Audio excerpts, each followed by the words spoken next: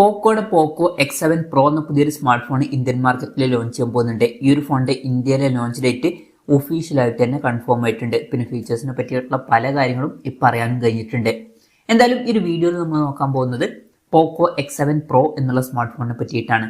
നമ്മൾ ആദ്യം ഫീച്ചേഴ്സും കാര്യങ്ങളൊക്കെ നോക്കുകയാണെന്നുണ്ടെങ്കിൽ ഡിസ്പ്ലേയുടെ കാര്യത്തിൽ പോക്കോ X7 Proയിൽ 6.6 ഇഞ്ചിന്റെ 1.5K റെസൊല്യൂഷൻ വരുന്ന ഡിസ്പ്ലേയും കാര്യങ്ങളൊക്കെ വരുന്നതായിരിക്കും. AMOLED ഡിസ്പ്ലേയുമായിട്ടായിരിക്കും ഈ ഒരു സ്മാർട്ട് ഫോൺ വരിക. പഞ്ചോൾ ഡിസൈൻ ഇതിൽ വരും. പഞ്ചോൾ വരിക ടോപ്പ് സെൻറ്റർ ഭാഗത്തായിട്ടായിരിക്കും. 120 ഹെർട്സിന്റെ റിഫ്രഷ് റേറ്റും കാര്യങ്ങളൊക്കെ ഇതിൽ സപ്പോർട്ട് ചെയ്യുന്നതായിരിക്കും.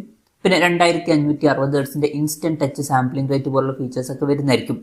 അപ്പം ഈ ഒരു ഫോണിൽ അത്യാവശ്യം നല്ല ഡിസ്പ്ലേ ഫീച്ചേഴ്സും കാര്യങ്ങളൊക്കെ വന്നേക്കാം. പിന്നെ in display finger print sensor ഇതിൽ വരും. ഇനി ഈ പ്രോസസ്സറിന്റെ കാര്യത്തിലോട്ട് വരികയാണെന്നുണ്ടെങ്കിൽ MediaTek Dimensity 8400 Ultra എന്നുള്ള പ്രോസസ്സറുമായിട്ടായിരിക്കും ഈ ഒരു സ്മാർട്ട് ഫോൺ വരിക. ഇത് അത്യാവശ്യം പവർഫുൾ ആയിട്ടുള്ള നല്ലൊരു പ്രോസസ്സറാണ്. പുതുതായിട്ട് അനൗൺസ് ചെയ്തിട്ടുള്ള ഒരു പ്രോസസ്സറാണ്.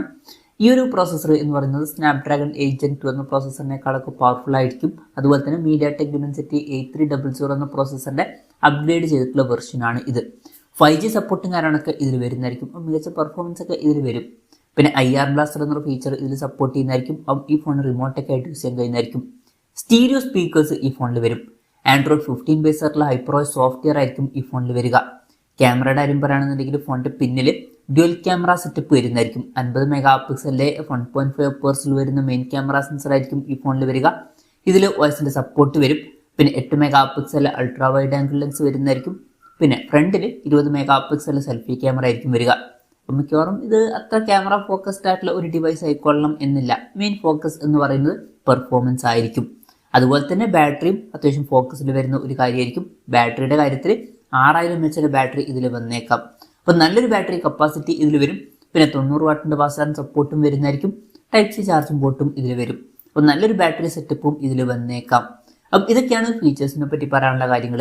ഇനി ലോഞ്ച് ഡേറ്റിന്റെ കാര്യം പറയുകയാണെന്നുണ്ടെങ്കിൽ January 9 ഈ സ്മാർട്ട് ഫോൺ ഇന്ത്യൻ മാർക്കറ്റിൽ ലോഞ്ച് ചെയ്യാൻ പോകുന്നത്. ലോഞ്ച് ഡേറ്റ് ഇപ്പോൾ ഒഫീഷ്യലായിട്ട് കൺഫേം ആയിട്ടുണ്ട്. പിന്നെ വിലയുടെ കാര്യം പറയുകയാണെന്നുണ്ടെങ്കിൽ അതിനെ പറ്റിയിട്ടുള്ള കാര്യങ്ങളൊന്നും ഇപ്പം പറയാൻ കഴിഞ്ഞിട്ടില്ല. എന്നാലും നമ്മുടെ എക്സ്പെക്ടേഷൻ പറയുകയാണെന്നുണ്ടെങ്കിൽ ഈ ഒരു ഫോണിന്റെ വില ഒരു 25,000 രൂപ പ്രൈസ് റേഞ്ചിലേക്കായിട്ട് നമുക്ക് എക്സ്പെക്ട് ചെയ്യാവുന്ന കൺഫർമേഷൻസ് ഒന്നുമില്ല. ചിലപ്പം അതിലും കുറച്ചും കൂടി കുറഞ്ഞൊരു പ്രൈസ് റേഞ്ചിലും വന്നേക്കാം. ഒരു 22,000 to 25,000 രൂപ പ്രൈസ് റേഞ്ചിലായിട്ടാണ് ഈ ഫോൺ നമ്മൾ എക്സ്പെക്ട് ചെയ്യുന്നത്. എന്തായാലും പോക്കോയുടെ പോക്കോ X7 Pro എന്ന പുതിയൊരു സ്മാർട്ട് ഫോൺ ഇന്ത്യൻ മാർക്കറ്റിൽ ലോഞ്ച് ചെയ്യാൻ പോകുന്നുണ്ട്.